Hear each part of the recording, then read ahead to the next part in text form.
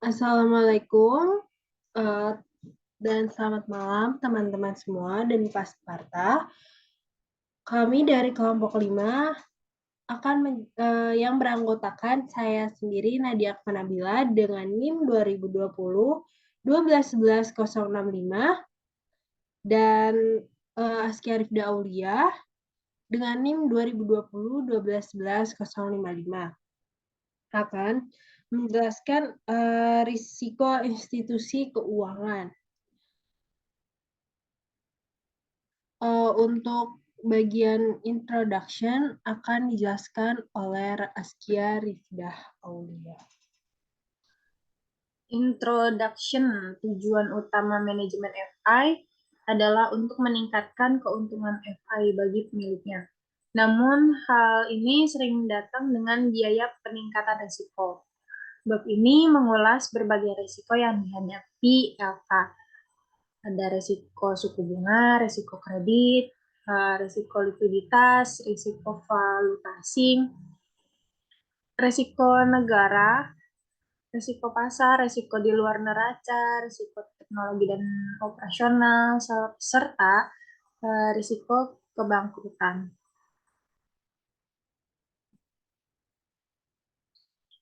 Next.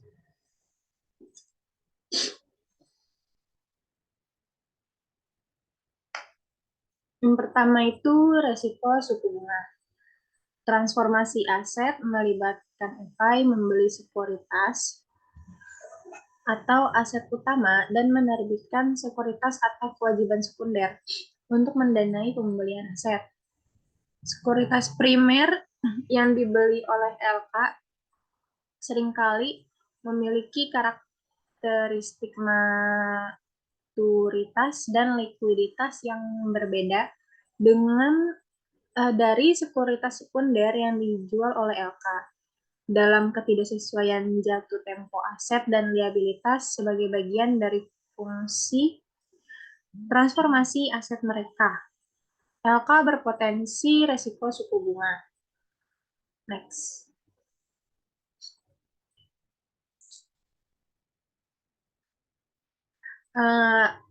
Dalam resiko suku bunga ini ada refinancing. Refinancing itu ketika LK memegang aset jangka panjang relatif terhadap kewajiban. Hal itu berpotensi mengekspos dirinya sendiri.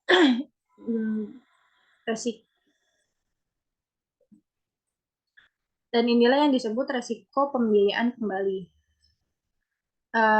Ini adalah resiko bahwa biaya untuk menggulirkan atau meminjam kembali dana bisa lebih besar daripada pengembalian yang diperoleh dari investasi aset. Lalu ada reinvesting. Terkena resiko reinvestasi dengan memegang aset jangka pendek relatif terhadap kewajiban. Ia menghadapi ketidakpastian tentang tingkat bunga di mana ia dapat menginvestasikan kembali dana yang dipinjam untuk jangka waktu yang lebih lama. Next.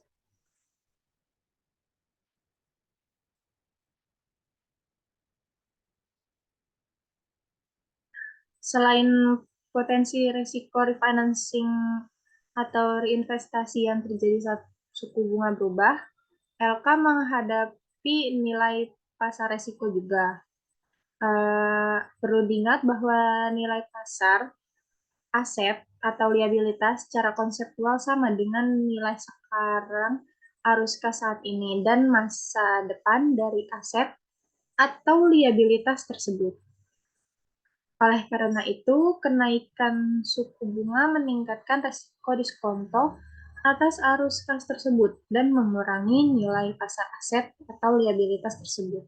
Sebaliknya, penurunan suku bunga meningkatkan nilai pasar aset dan kewajiban. Selain itu, jatuh tempo yang tidak sesuai dengan memegang aset jangka panjang daripada kewajiban berarti bahwa kenaikan suku bunga naik, nilai pasar aset FI turun.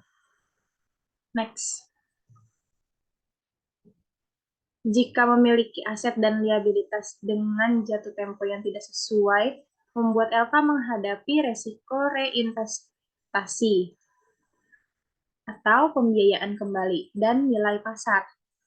LK dapat berupaya melakukan lindung nilai atau melindungi dari risiko suku bunga dengan mencocokkan jatuh tempo aset dan liabilitasnya. Hal ini menghasilkan filosofi umum bahwa pencocokan jatuh tempo entah bagaimana merupakan kebijakan terbaik untuk lindung nilai resiko suku bunga untuk LK yang menghindari resiko. Perhatikan bagaimanapun bahwa jatuh tempo yang cocok itu tidak selalu konsisten dengan fungsi transformasi aset aktif untuk I. Next.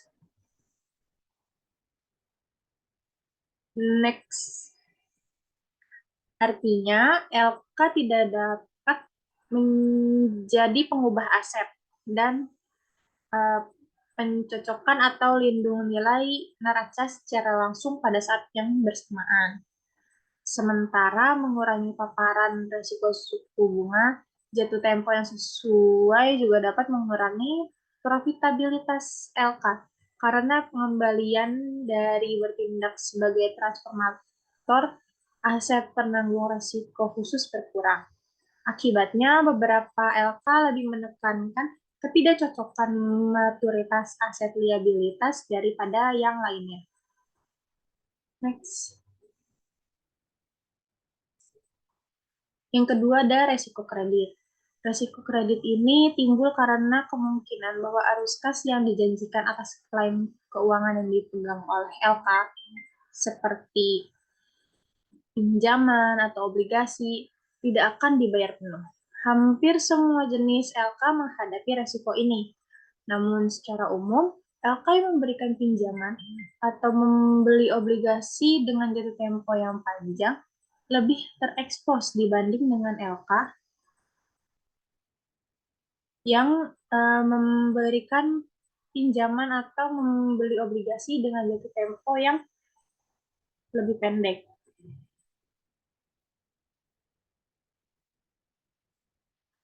Ini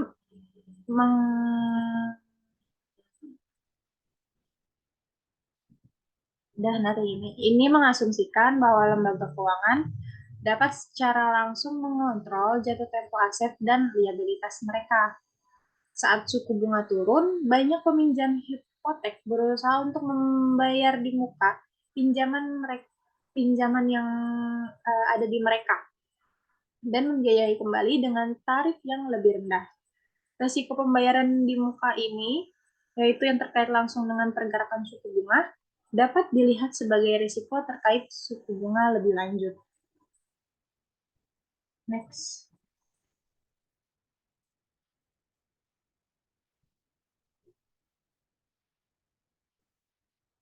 Asuransi lebih terekspos terhadap risiko kredit daripada reksadana pasar uang.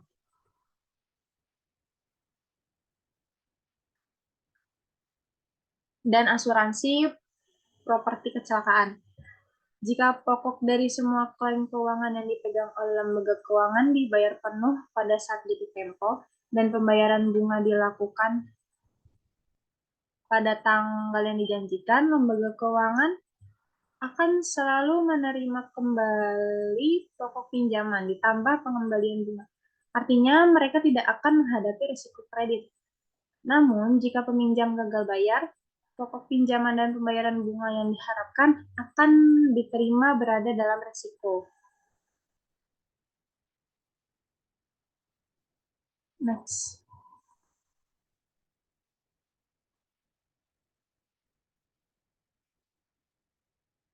Contoh bagus dari klaim keuangan yang dikeluarkan dengan trade-off resiko pengembalian ini adalah obligasi kupon pendapatan tetap yang diterbitkan oleh perusahaan dan peminjam bank.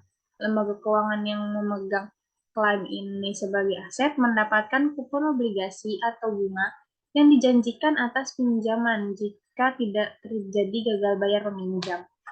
Namun, jika terjadi wan prestasi, lembaga keuangan tidak mendapatkan bunga atas aset tersebut dan dapat kehilangan seluruh atau sebagian pinjaman pokok, tergantung pada kemampuannya untuk mengklaim beberapa aset peminjam melalui proses hukum kebangkrutan dan kepailitan.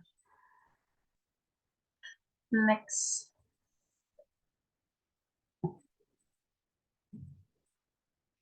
Next.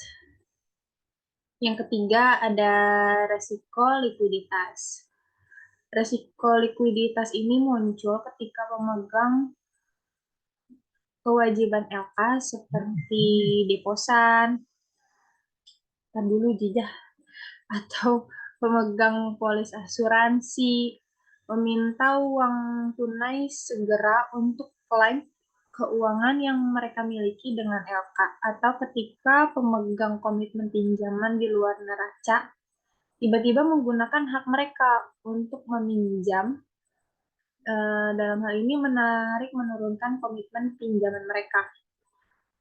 Misalnya ketika pemegang liabilitas menuntut kesegeraan tunai, yaitu mengembalikan klaim keuangan mereka ke LK. FI harus meminjam dana tambahan atau menjual aset untuk memenuhi permintaan penarikan dana. Aset yang paling liquid dari semua LK ini adalah uang tunai. Next.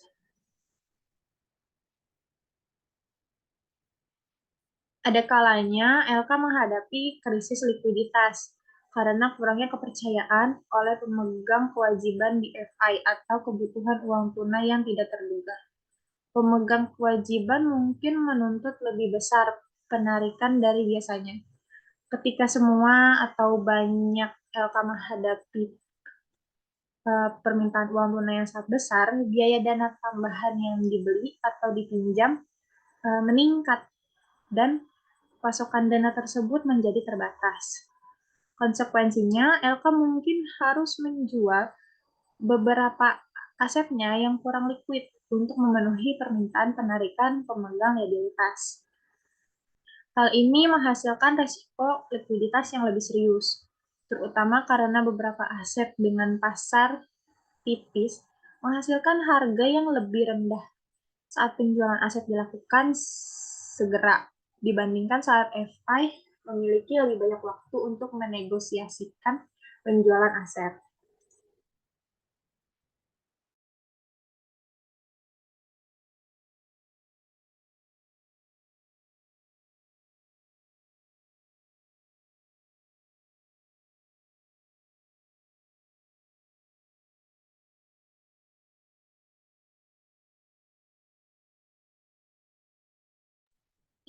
Akibatnya, likuidasi beberapa aset dengan harga rendah atau harga obral dapat mengancam profitabilitas dan solvabilitas LK. Next.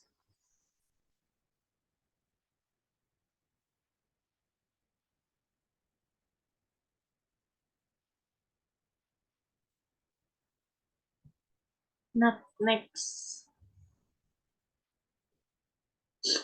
Yang keempat itu ada resiko devisa. Salah satu manfaat potensial dari prospek FI yang semakin global adalah kemampuan untuk berekspansi ke luar negeri secara langsung melalui cabang atau akuisisi, atau secara tidak langsung dengan mengembangkan portofolio aset keuangan yang mencakup sekuritas asing serta sekuritas domestik. Meski begitu, investasi asing mengekspos FI resiko valuta asing. Resiko valuta asing adalah resiko bahwa perubahan nilai tukar dapat berdampak negatif terhadap nilai aset dan kewajiban LK dalam mata uang asing. Next.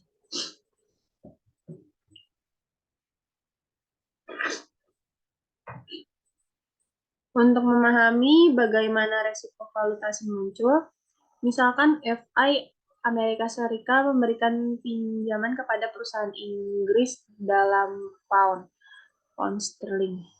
Jika pound Inggris terdepresiasi nilainya relatif terhadap dolar AS, pembayaran pokok dan bunga yang diterima oleh investor AS akan didevaluasi dalam dolar.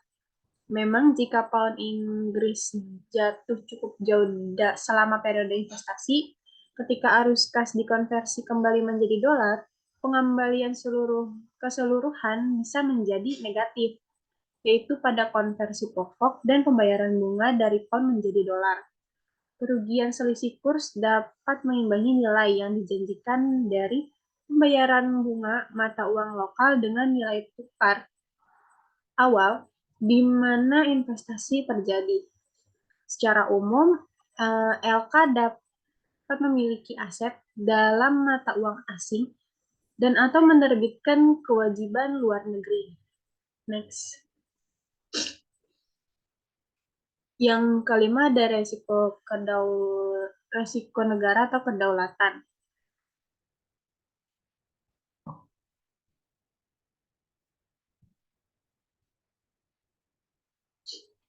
Resiko negara atau kedaulatan adalah jenis resiko kredit berbeda yang dihadapi oleh LK yang membeli aset seperti obligasi dan pinjaman perusahaan asing.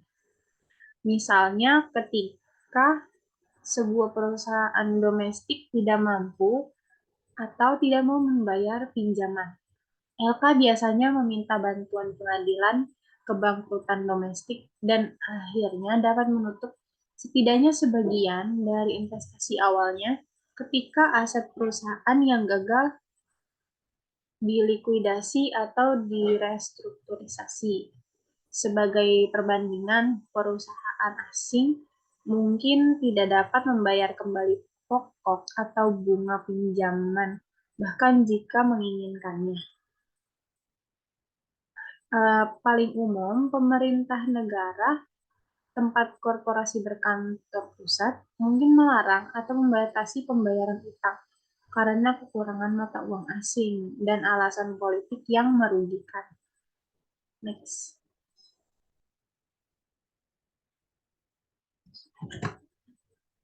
Dalam hal terjadi pembatasan, penjadwalan ulang, atau larangan langsung atas pembayaran kewajiban utang oleh pemerintah yang berdaulat, pemegang klaim FI hanya memiliki sedikit, jika ada, jalan lain ke pengadilan kebangkrutan lokal atau pengadilan gugatan perdata internasional. Pengungkit utama yang tersedia bagi LK untuk memastikan atau meningkatkan probabilitas dan jumlah pembayaran adalah kendalinya atas pasokan pinjaman atau dana ke negara di masa mendatang. Next.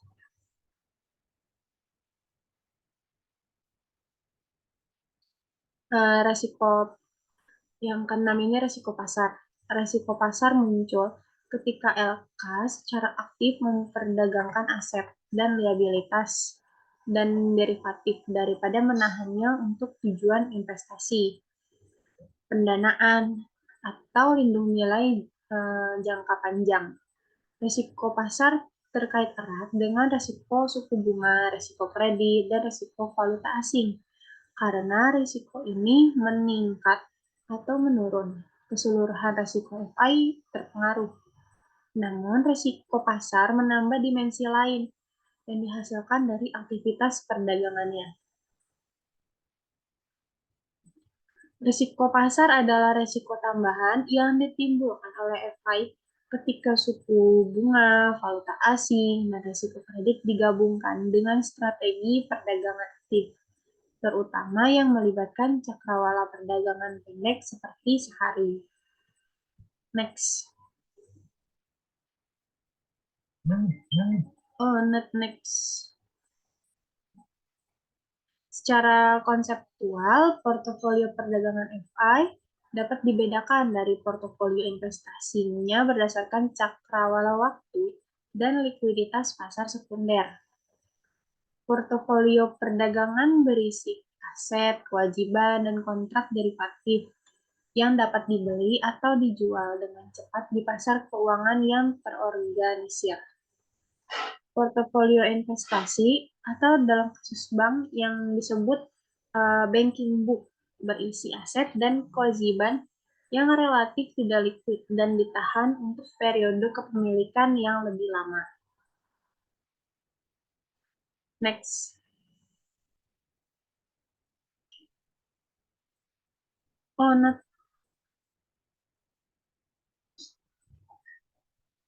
Kasus ekstrim dari jenis resiko yang terlibat dalam perdagangan aktif tentu saja adalah krisis keuangan tahun 2008-2009 karena peminjam hipotek gagal membayar hipotek mereka.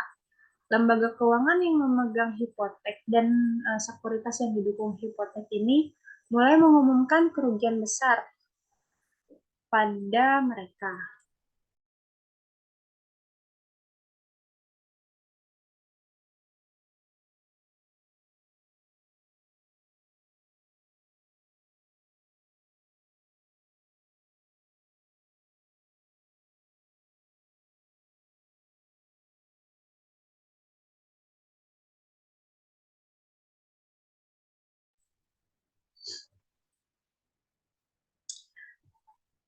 Pinjaman sekuritisasi ini dan terutama pinjaman hipotek subprime sekuritisasi yang menyebabkan kerugian finansial yang sangat besar akibat risiko pasar.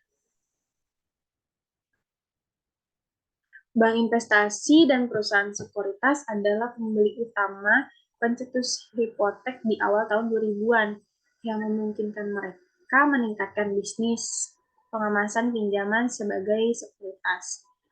Karena peminjam hipotek gagal membayar hipotek mereka, pasar hipotek sekuritisasi membeku, dan LK dibiarkan memegang aset beracun ini dengan nilai pasar yang sangat berkurang. Bank investasi sangat terpukul dengan kerugian besar pada hipotek dan sekuritas yang mendukung mereka. Next.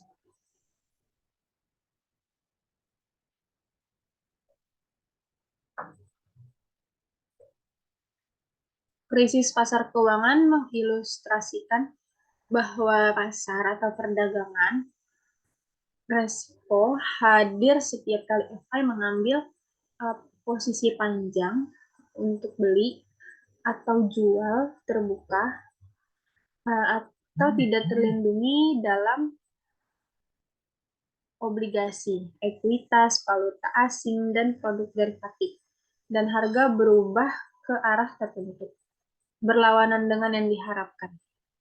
Akibatnya, semakin tidak stabil harga aset pasar tempat instrumen ini diperdagangkan, semakin besar risiko pasar yang dihadapi oleh LK yang mengadopsi posisi perdagangan terbuka ini. Hal ini mengharuskan manajemen FI dan regulator untuk menetapkan kontrol untuk membatasi posisi yang diambil oleh pedagang serta mengembangkan model untuk mengukur eksposur risiko pasar dari FI setiap hari. Next. Selanjutnya akan dijelaskan oleh Nadia.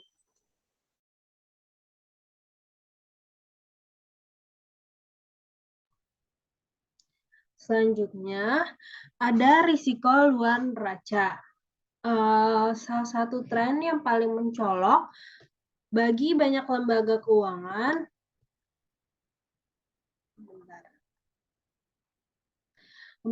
modern adalah pertumbuhan aktivitas di luar neraca mereka dan juga aktivitas mereka resiko di luar neraca.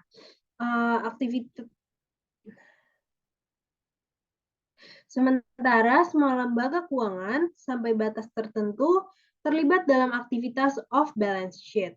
Sebagian besar perhatian tertuju pada aktivitas bank, terutama bank besar yang banyak berinvestasi dalam aset dan kewajiban off-balance sheet, khususnya sekuritas derivatif. Sebaliknya,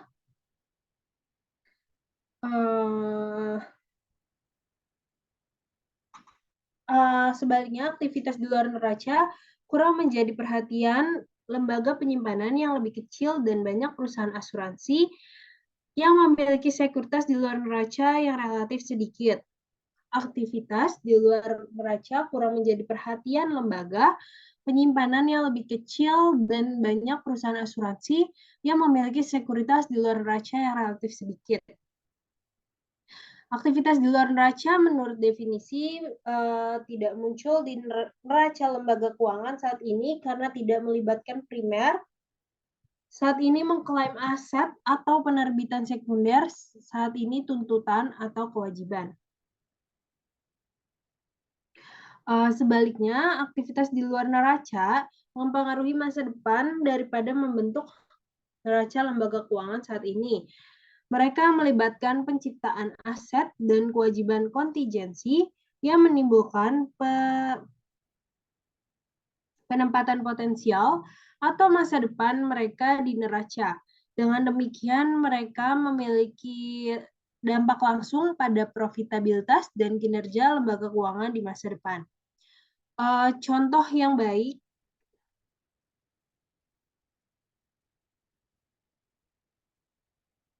dari aktivitas di luar neraca adalah penerbitan standby surat kredit jaminan oleh perusahaan asuransi dan bank untuk mendukung penerbitan obligasi daerah.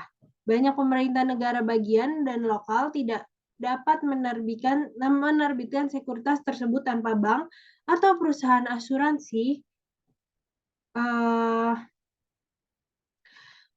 surat jaminan kredit yang menjanjikan pembayaran pokok dan bunga kepada investor jika Kota Madia gagal membayar kewajibannya di masa depan. Jadi, letter of credit menjamin pembayaran jika pemerintah kota, misalnya negara bagian New York, menghadapi masalah keuangan dalam membayar pembayaran bunga yang dijanjikan atau obligasi yang diterbitkan. Jika arus kas pemerintah kota cukup kuat untuk melunasi pokok dan bunga utang yang dikeluarkannya, surat jaminan kredit yang diterbitkan oleh lembaga keuangan kadaluarsa tidak digunakan. Tidak ada yang muncul di neraca lembaga keuangan hari ini atau di masa depan, namun biaya yang diperoleh untuk menerbitkan surat jaminan kredit muncul di laporan laba rugi lembaga keuangan. Akibatnya, kemampuan untuk memperoleh pendapatan fee sementara tidak memuat atau memperluas neraca telah menjadi motivasi penting bagi lembaga keuangan untuk menjalankan business off balance sheet. Sayangnya, aktivitas ini tidak bebas resiko. Misalkan pemerintah kota gagal membayar bunga obligasi dan pembayaran pokoknya. Kemudian kewajiban kontingensi atau jaminan yang diterbitkan lembaga keuangan menjadi kewajiban aktual yang muncul di neraca lembaga keuangan. Yang artinya, lembaga keuangan harus menggunakan ekuitasnya sendiri untuk mengkompensasi investor obligasi daerah. Letter of credit hanyalah salah satu contoh aktivitas di luar neraca. Lainnya termasuk komitmen pinjaman oleh bank, kontrak layanan hipotek oleh lembaga penyimpanan, dan posisi di forward, futures, swap, dan sekuritas derivatif lainnya oleh hampir semua lembaga keuangan besar. Meskipun sebagian dari aktivitas disusun untuk mengurangi exposure lembaga keuangan terhadap resiko kredit, suku bunga, atau valuta asing. Kesalahan pengelolaan atau penggunaan spekulatif dari instrumen ini dapat mengakibatkan kerugian besar bagi lembaga keuangan. Memang sepertinya terlihat selama krisis keuangan tahun 2008-2009, kerugian signifikan dalam aktivitas off balance sheet, misalnya credit default swaps, dapat menyebabkan lembaga keuangan gagal, sama seperti kerugian besar akibat gagal bayar, neraca, dan bunga. Tingkat resiko dapat menyebabkan lembaga keuangan gagal. Selanjutnya ada resiko teknologi dan operasional. Resiko teknologi dan operasional itu terkait erat dan dalam beberapa tahun terakhir telah menimbulkan kekhawatiran yang besar bagi manajer dan regulator lembaga keuangan.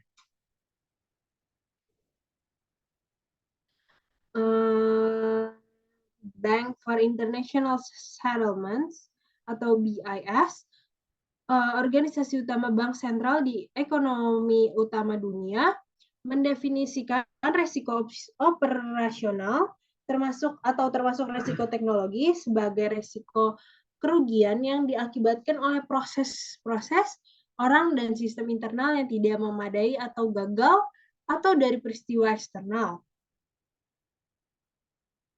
Sejumlah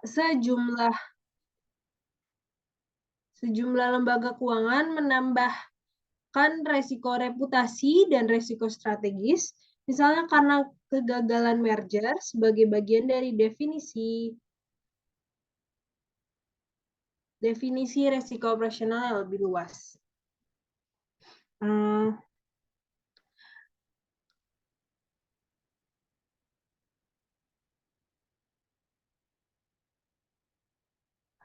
Bank, perusahaan asuransi, dan perusahaan investasi semua berusaha meningkatkan efisiensi operasional dengan investasi besar dalam komunikasi internal dan eksternal, komputer, dan infrastruktur teknologi yang diperluas. Misalnya, sebagian besar bank memberi deposan kemampuan untuk memeriksa saldo rekening, mentransfer dana antar rekening, mengelola keuangan, membayar tagihan, dan melakukan fungsi lain dari berbagai perangkat elektronik pribadi mereka. Tujuan utama perluasan teknologi ini adalah untuk menurunkan biaya operasi, meningkatkan keuntungan, dan menangkap pasar baru untuk lembaga keuangan. Dalam terminologi saat ini, tujuannya adalah untuk memungkinkan lembaga keuangan mengeksploitasi semaksimal mungkin potensi skala ekonomi dan ruang lingkup ekonomi yang lebih baik dalam menjual produknya. Skala ekonomi mengacu pada kemampuan lembaga keuangan untuk menurunkan biaya operasi rata-ratanya dengan memperluas keluaran jasa keuangannya. Ekonomi ruang lingkup mengacu pada kemampuan lembaga keuangan untuk menghasilkan sinergi biaya dengan memproduksi lebih dari satu output yang sama.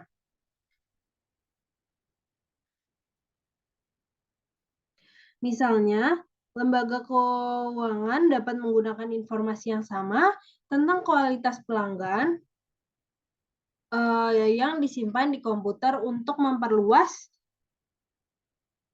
penjualan produk pinjaman dan produk asuransi. Artinya informasinya yang sama, misalnya usia, pekerjaan, ukuran keluarga, pendapatan dapat mengidentifikasi calon nasabah pinjaman dan asuransi jiwa. Risiko teknologi terjadi ketika investasi teknologi tidak menghasilkan penghematan biaya yang diantisipasi dalam bentuk ekonomi skala atau ruang lingkup diseconomics of scale. Misalnya muncul karena kelebihan kapasitas, teknologi yang berlebihan, dan atau inefisiensi organisasi dan birokrasi.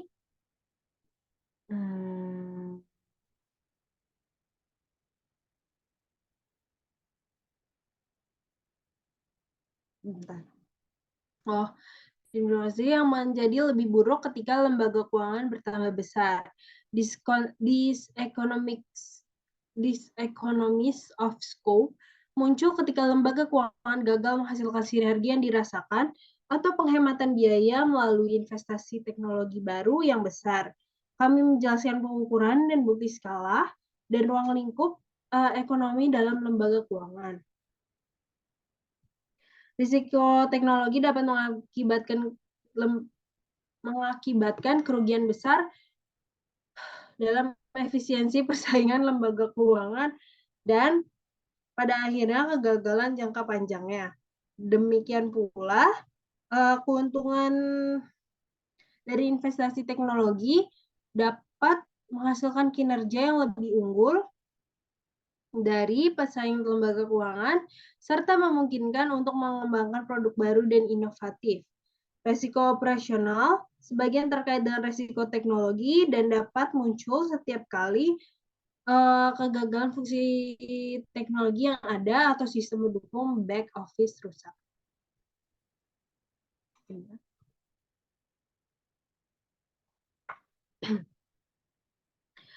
Resiko operasional, sebagian terkait dengan resiko teknologi dan dapat muncul setiap kali kegagalan fungsi teknologi yang ada atau sistem pendukung back office rusak.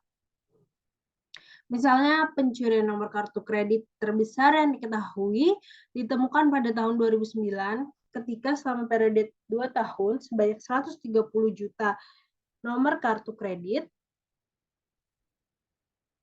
dan debit dicuri dari sistem pembayaran Heartland. Malware yang ditanam di jaringan Heartland mencatat data kartu saat tiba dari pengecer. Contoh penting lainnya adalah toko Target pada tahun 2013. Peretas menginfeksi pembaca kartu, pembayaran perusahaan menghasilkan 110 juta catatan pada puncak musim belanja Natal.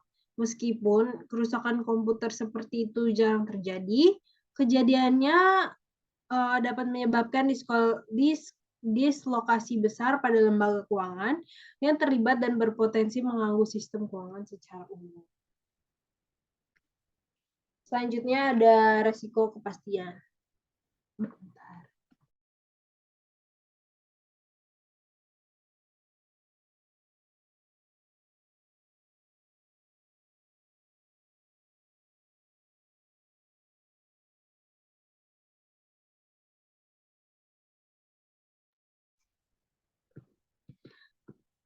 Resiko kepastian.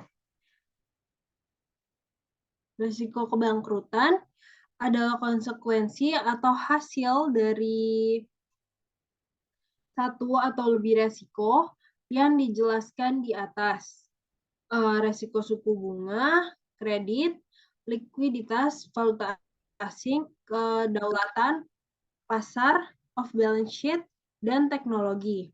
Secara teknis, kebangkrutan terjadi ketika modal atau sumber ekuitas pemilik lembaga keuangan didorong ke atau mendekati nol karena kerugian yang timbul sebagai akibat dari satu atau lebih resiko yang dijelaskan di atas.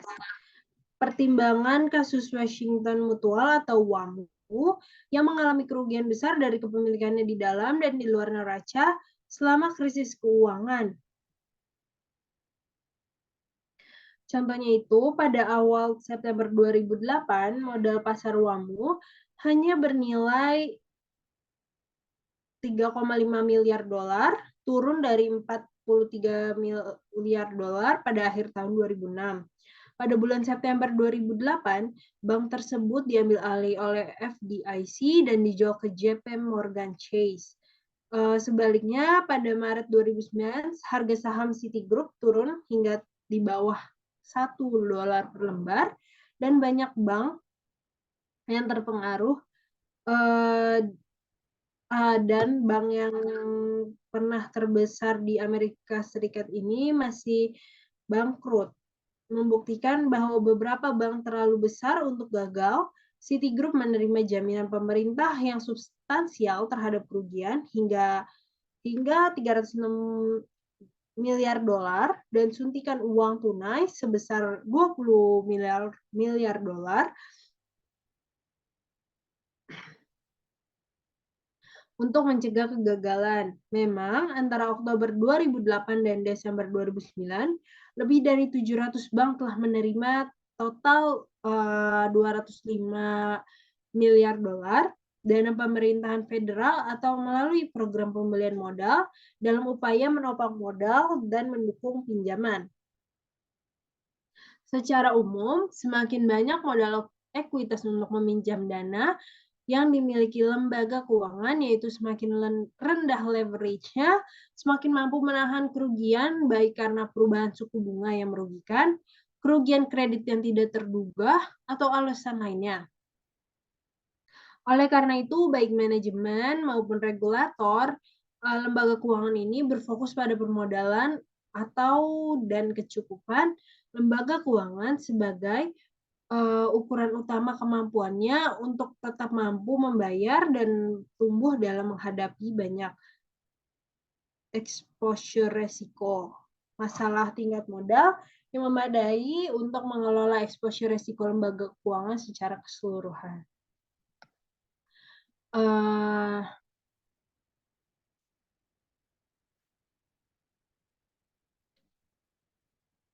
Selanjutnya ada resiko lain dan interaksi resiko. Setiap resiko dan interaksinya dengan resiko lainnya pada akhirnya mempengaruhi resiko kebangkrutan.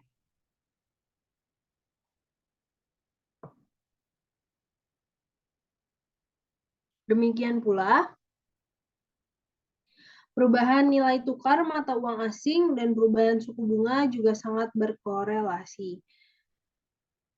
Ketika Federal Reserve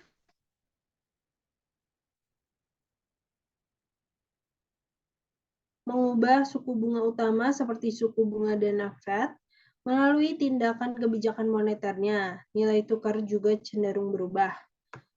Akibatnya, ekuitas atau posisi modalnya. Dengan demikian, setiap resiko dan interaksinya dengan resiko lainnya pada akhirnya mempengaruhi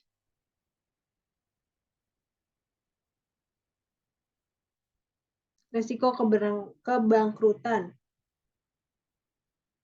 Demikian pula perubahan nilai tukar mata uang asing dan perubahan suku bunga juga sangat berkorelasi. Ketika Federal Reserve mengubah suku bunga utama seperti suku bunga dana Fed melalui tindakan kebijakan moneternya, nilai tukar juga cenderung berubah. Bentar.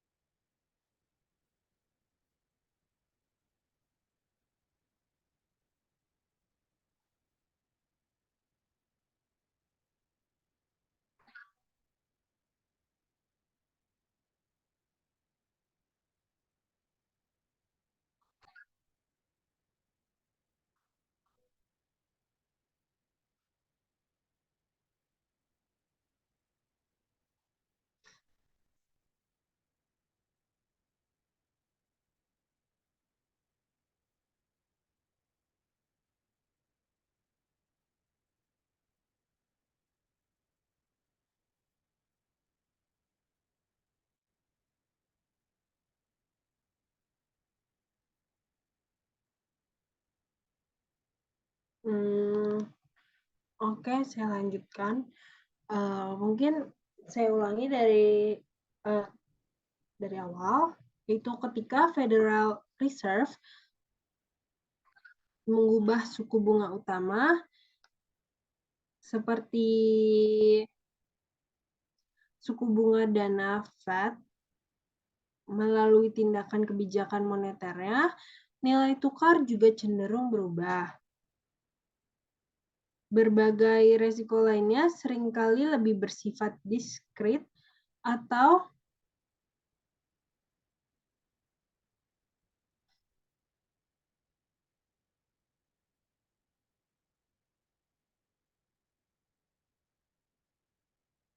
jenis kejadian juga berdampak pada profitabilitas dan exposure risiko lembaga keuangan, meskipun seperti disebutkan sebelumnya, banyak yang melihat risiko diskret atau kejadian sebagai bagian dari risiko operasional. Risiko diskret mungkin mencakup kejadian di luar lembaga keuangan seperti perubahan mendadak dalam kebijakan regulasi, Risiko kejadian lainnya termasuk penipuan, pencurian, gempa bumi, badai, penyimpangan, dan pelanggaran kepercayaan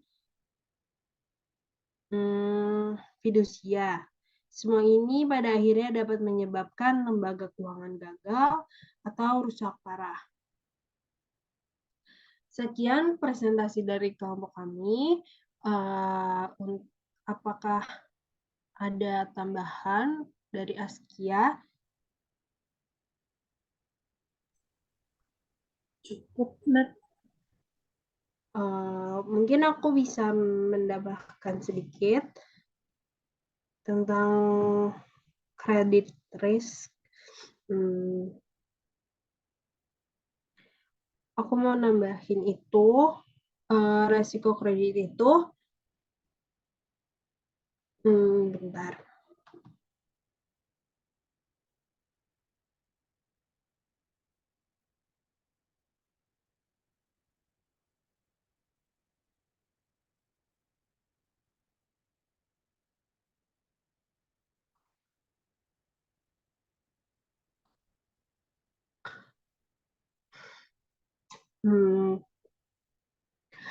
Kan resiko kredit itu timbul karena kemungkinan bahwa arus kas yang dijanjikan atas klaim keuangan yang dipegang oleh lembaga keuangan seperti pinjaman atau obligasi tidak akan dibayar penuh. Nah, ini itu mengasumsikan bahwa lembaga keuangan dapat secara langsung itu mengontrol jatuh tempo aset dan liabilitas mereka. Saat suku bunga turun, banyak peminjam yang berusaha untuk membayar di muka. Tapi ketika pinjaman mereka ada yang dan membiayai kembali dengan tarif yang lebih rendah. Dan resiko dari pembayaran di muka ini jadi itu terkait langsung dengan pergerakan suku bunga. Terus juga dapat dilihat dari resiko terkait suku bunga yang lebih lanjut.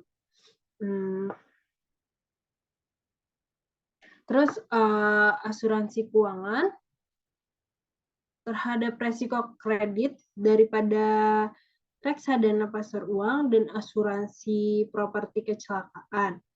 Jika pokok dari semua klaim keuangan yang dipegang oleh lembaga keuangan dibayar penuh pada saat jatuh tempo dan pembayaran bunga dilakukan pada tanggal yang dijanjikan. Lembaga keuangan akan selalu menerima kembali pokok pinjaman ditambah pengembalian bunga. Yang berarti itu mereka tidak akan menghadapi resiko kredit. Namun, jika peminjamnya gagal bayar,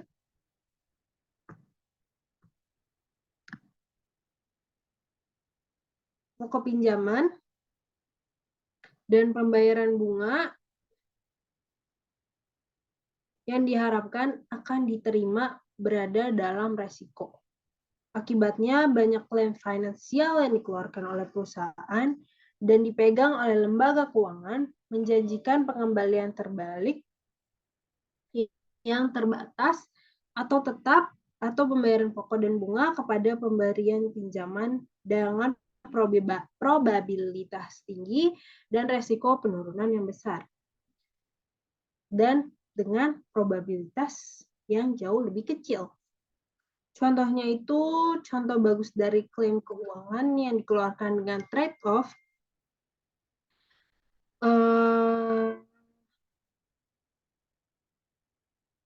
Ini adalah obligasi kupon pendapatan tetap yang diterbitkan oleh perusahaan dan pinjaman bank. Dalam kasus tersebut, lembaga keuangan yang memegang klaim ini sebagai aset mendapatkan kupon obligasi atau bunga yang dijanjikan atas pinjaman jika tidak terjadi gagal bayar peminjam. Sebentar.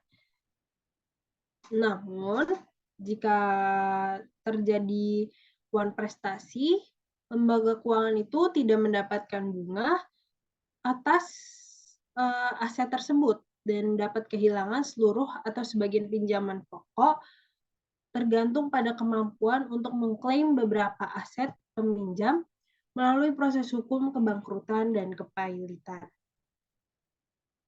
Oleh karena itu, peran lembaga keuangan melibatkan penyaringan dan pemantauan pemohon pinjaman untuk memastikan bahwa lembaga keuangan mendanai pinjaman yang paling layak kredit.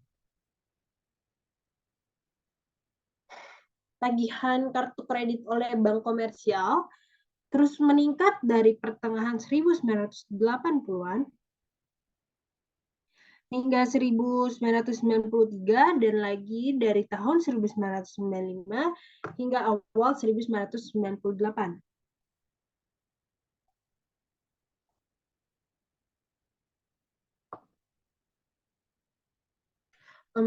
Pada tahun 1998, tagihan mendatar dan bahkan menurun setelah 1998. Namun, ekonomi lemah dan perubahan undang-undang kebangkrutan mengakibatkan lonjakan tagihan kartu kredit di awal tahun 2000-an. Dan selama resesi dari tahun 2007 sampai 2010, terlepas dari kerugian ini, pinjaman kartu kredit yang diberikan oleh bank komersial itu termasuk saldo yang tidak terpakai, terus tumbuh dari 1.856 US dollar 1.856 triliun US dollar pada Maret 1997 menjadi 4.367 triliun US dollar pada September 2008. Dengan krisis keuangan, total pinjaman kartu kredit turun menjadi 3.626 ribu triliun dolar pada Maret 2009 dan tetap relatif rendah selama beberapa tahun karena ekonomi Amerika Serikat gagal menunjukkan pertumbuhan yang kuat. Pada 2015, pinjaman kartu kredit yang diberikan oleh bank komersial berjumlah 3.980 US dollar. 3.980 triliun US dollar. Terus potensi kerugian yang dialami lembaga keuangan dari pemberian pinjaman itu menunjukkan bahwa lembaga keuangan perlu memantau dan mengumpulkan informasi tentang peminjam yang aset ada dalam portofolio mereka dan memantau peminjam tersebut dari waktu ke waktu. Dengan demikian, efisiensi pemantauan manajerial dan strategi manajemen risiko kredit secara langsung mempengaruhi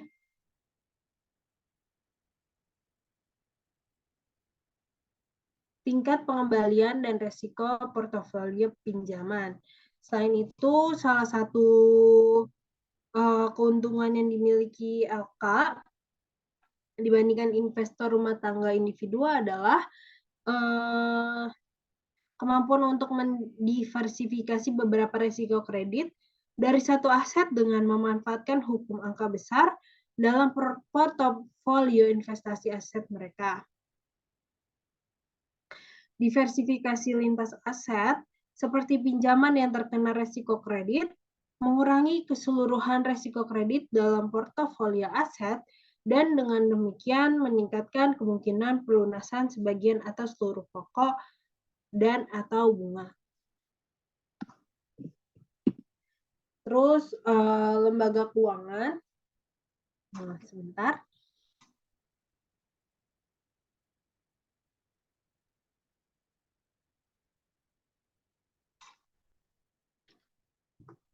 Lembaga keuangan ini mendapat pengembalian dolar maksimum ketika semua obligasi dan pinjaman melunasi bunga dan pokok secara penuh. Pada kenyataannya, beberapa pinjaman atau obligasi gagal bayar atas pembayaran bunga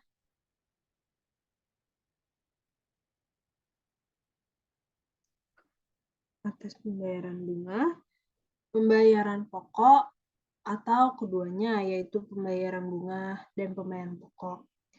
Dengan demikian, pembelian rata-rata portofolio aset akan kurang dari kemungkinan maksimum. Pengaruh diversifikasi risiko adalah untuk memotong atau membatasi kemungkinan hasil buruk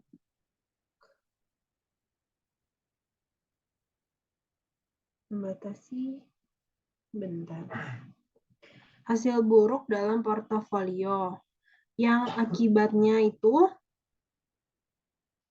diversifikasi ini mengurangi individu risiko kredit spesifik perusahaan seperti risiko khusus untuk memegang obligasi atau pinjaman General Motors. Sementara membiarkan lembaga keuangan tetap terekspos risiko kredit sistematis seperti faktor-faktor yang secara bersamaan meningkatkan risiko gagal bayar semua perusahaan dalam perekonomian, misalnya itu resesi ekonomi. Terus juga ada contoh dari liquidity risk. Contohnya itu pada musim panas 2008, Bank Indymac bangkrut sebagian karena bank run yang berlanjut selama beberapa hari, bahkan setelah diambil alih oleh FDIC. Bank tersebut telah mengumumkan pada tanggal 7 Juli bahwa karena posisi modalnya yang memburuk, operasi hipoteknya akan berhenti dan hanya akan beroperasi sebagai bank retail. Laporan berita selama akhir pekan menyoroti kemungkinan bahwa Indymac akan menjadi kegagalan bank terbesar dalam lebih dari 20 tahun. Khawatir bahwa mereka tidak akan memiliki akses ke uang mereka, deposan bank bergegas menarik uang dari Indymac meskipun simpanan mereka diasuransikan hingga $100.000 oleh FDIC. Laporan berita selama akhir pekan menyoroti kemungkinan bahwa Indymac akan menjadi kegagalan bank terbesar dalam lebih dari 20 tahun. Khawatir bahwa mereka tidak akan memiliki akses ke uang mereka. Deposan bank bergegas menarik uang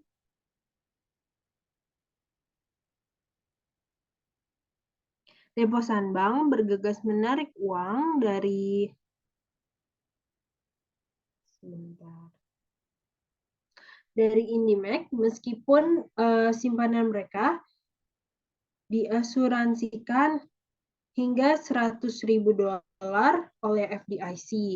Laporan berita selama akhir pekan menyoroti kemungkinan bahwa Indymac akan menjadi kegagalan bank terbesar dalam lebih dari 20 tahun. Khawatir bahwa mereka tidak akan memiliki akses ke uang mereka. Deposan bank bergegas menarik uang dari Indymac. Meskipun simpanan mereka diasuransikan hingga $100.000 oleh FDIC. Pelariannya sangat besar sehingga dalam waktu seminggu sejak pengumuman awal FDIC harus turun tangan dan mengambil alih bank. Itu adalah salah satu contoh risiko likuiditas atau liquidity risk. Mungkin itu aja bisa saya tambahkan. Askia tidak ada kan? Semoga presentasi kami dapat bermanfaat bagi teman-teman semua. Terima kasih sudah menyaksikan. Dah.